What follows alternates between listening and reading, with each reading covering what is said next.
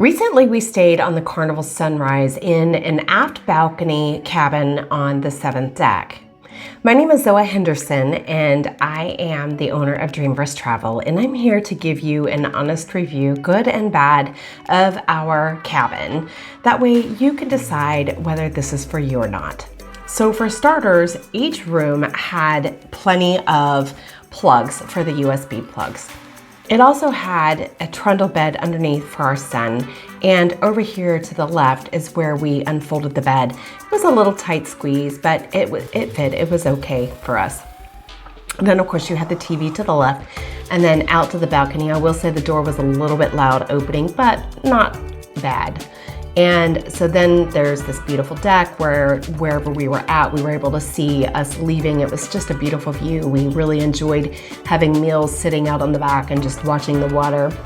And then up above, you'll see that we had the ledge. And actually right above that is where the majority of the food is. So it was super easy for just to go up a couple of decks and get to that. So again, here's our view that we had. It was just amazing during the whole cruise. We really enjoyed that. And then back inside, I will say the beds were fairly comfortable. I like a pretty soft bed, so for me, it was comfortable. Not quite as soft as what I'm used to at home, but it was comfortable. The pillows were a bit firm, but comfortable. And then over here, you'll see the mirror, and underneath that is where the little mini fridge is, and then in the drawer is the hair dryer.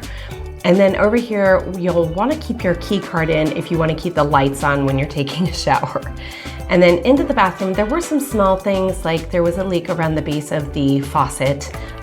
Not overly bad, but it was there. And then the shower head, the locking mechanism didn't work, so I had to squat a little bit to get my hair washed and rinsed and everything. Not terrible, but it is an older ship.